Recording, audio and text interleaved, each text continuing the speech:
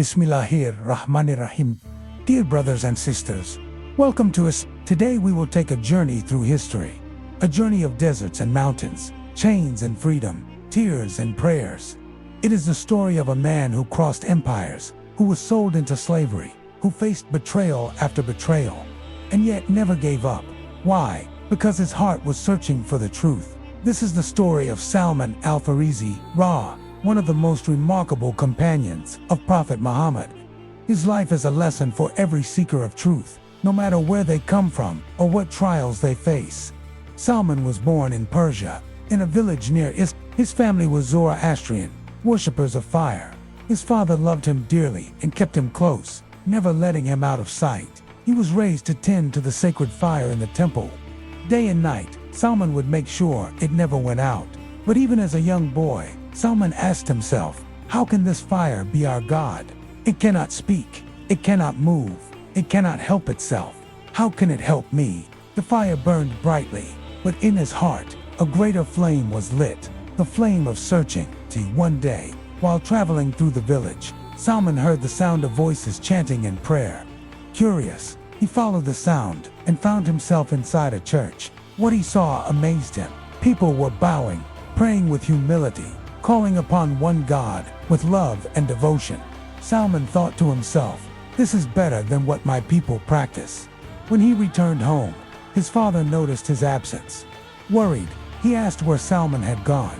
Salman replied honestly, I saw people worshiping differently, and their way appealed to me. His father was furious, fearing he would abandon their religion. He locked Salman in chains inside the house.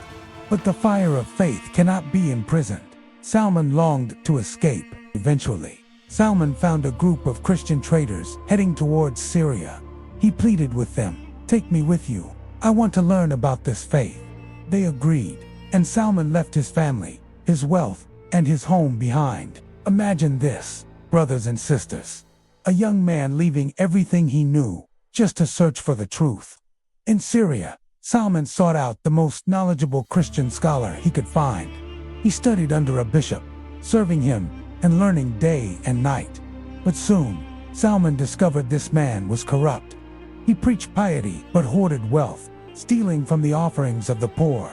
When the man died, the people prepared to honor him, but Salman exposed his corruption. They were shocked, and instead of honor, they buried him in disgrace. After him, Salman sought another righteous teacher. He found a humble monk devoted to worship. For years, Salman served him, learning about faith, patience, and devotion to Allah. But before this teacher died, Salman asked, who shall I go to now? Who is left upon the truth? The monk said, my son, there is no one left upon what we follow. But the time has come for a prophet, sent with the religion of Abraham. He will appear in the land of the Arabs, between two lava plains, in a land filled with date palms. He will accept gifts, but not eat from charity. On his back, between his shoulders, will be the seal of prophethood.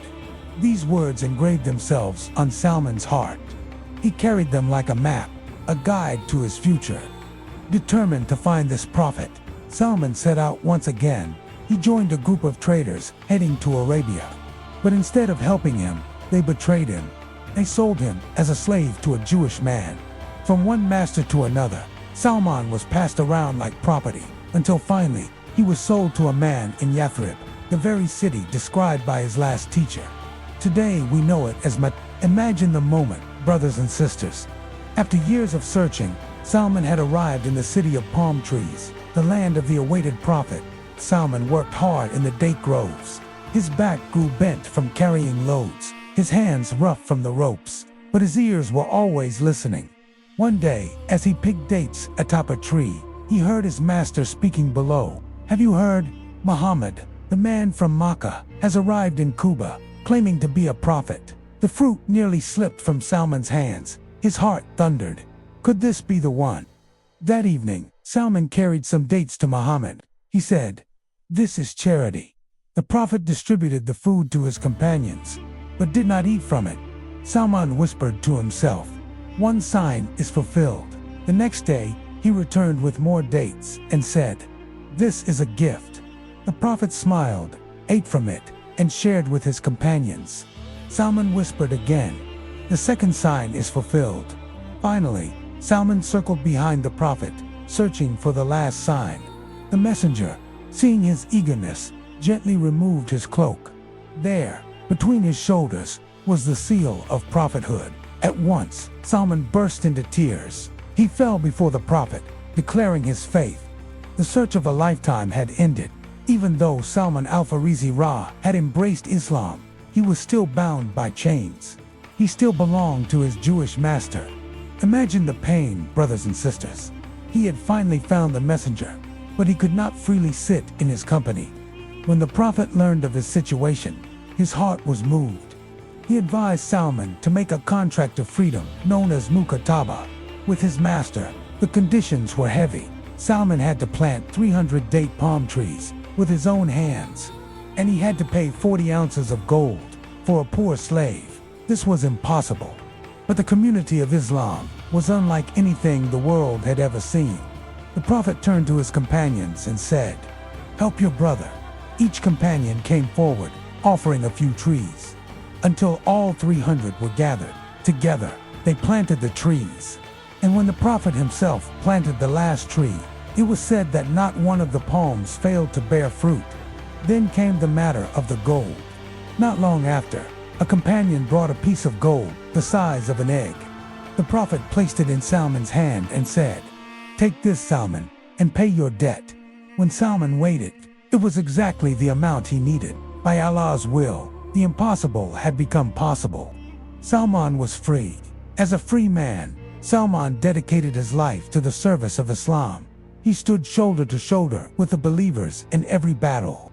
But his greatest contribution came during the Battle of the Trench al-Khandaq. The Quraysh of Makkah, along with many tribes, marched on Medina with a massive army. The Muslims were outnumbered and vulnerable. A council was called to decide what to do. It was Salman who rose and spoke. "O Messenger of Allah in Persia, when we feared enemy cavalry, we would dig a trench around the city. Let us do the same here." The Prophet accepted his advice. Day and night, the Muslims worked, digging through hard rock and earth. Salman worked harder than anyone else, carrying loads twice the weight of others, striking the ground with courage and determination. When the trench was complete, the enemy was stunned. They had never seen such a defense. Their horses could not cross, their attack was halted, and after weeks of siege, they withdrew in frustration. This idea, this single suggestion, changed the course of the war and protected Islam at a critical moment. During the digging of the trench, the Muhajirin immigrants from Makkah claimed Salman, saying, "Salman is from us." The Ansar helpers of Medina also claimed him, saying, "No, Salman is from us." The Prophet smiled at their love and settled the matter with words that lifted Salman higher than any title. "Salman is from us, the people of the house." Imagine, brothers and sisters, from a foreign slave with no family, no tribe, no nation, to being counted as part of the Prophet's own household. That is the honor Islam gave to Salman. Reflections. At this point in the story, let us pause for a moment. Think of Salman's journey. He left his home in Persia, never to return. He endured slavery and betrayal. He walked deserts in search of truth, and finally, he became one of the most honored companions of the Prophet. This is the power of sincere searching. The Quran tells us in Surah Al-Hujurat 29-69, "As for those who strive in our cause, we will surely guide them to our paths. And indeed, Allah is with the doers of good." Salman's life was a living example of this. But Salman's story did not end there. After the Prophet passed away, Salman continued to serve Islam with wisdom, humility, and faith. He lived through the caliphates of Abu Bakr, Umar, and Uthman. His simplicity and his words became lessons for generations to come. When the Prophet left this world, the companions felt a deep emptiness. Yet, the mission of Islam had to continue. Salman al-Farisi carried within him the lessons he had learned from the messenger. Patience, humility, and unwavering faith. During the caliphate of Umar ibn al-Khattab the Islamic Empire expanded swiftly into Persia and beyond. Salman, the son of Persia, now returned not as a seeker, not as a slave, but as a leader of Islam. Umara appointed Salman as the governor of Al-Mada'in, a city near modern-day Baghdad. But unlike worldly rulers, Salman lived with astonishing simplicity. His salary as governor was enough for comfort, but he would give most of it away in charity. He lived in a small house made of clay, often repairing it himself. He wore simple clothes and ate coarse bread, sometimes with dates, sometimes with just salt. When people asked him why he lived this way, Salman would reply, "I want to leave this world as I entered it, with nothing." Salman was known for his wise sayings. Once he said, "Three things delight me in this world: sitting in the company of the Messenger of Allah, covering my face with dust in prostration, and giving in charity while my hand is not held back." He also reminded people about the fleeting nature of dunya, the world.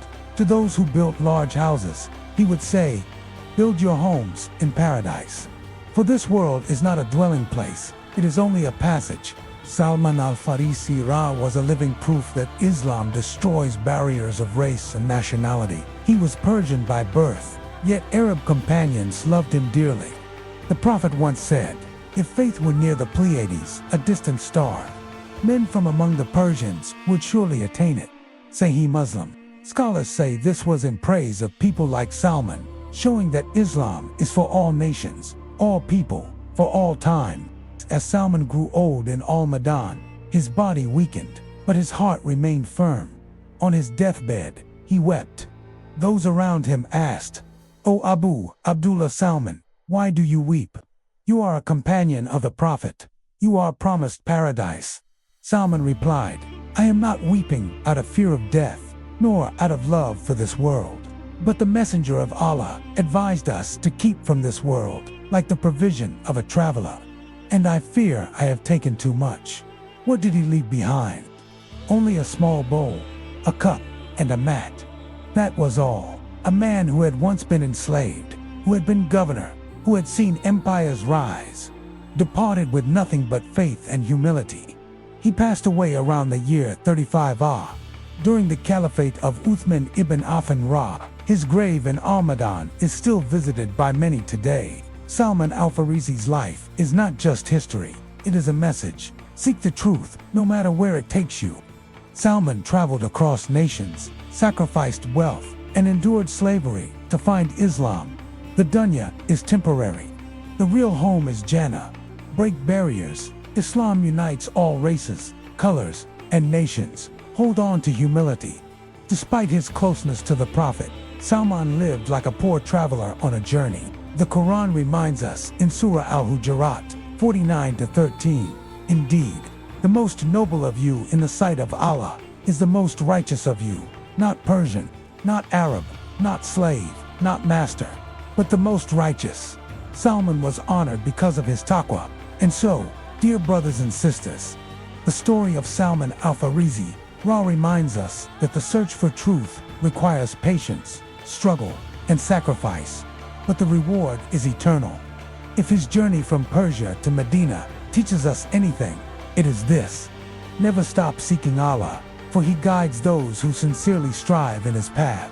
If you found inspiration in this story, don't forget to like, share, and subscribe to Islam Online, so more hearts can be touched by the stories of the great companions of Islam. Turn on the bell to never miss an episode.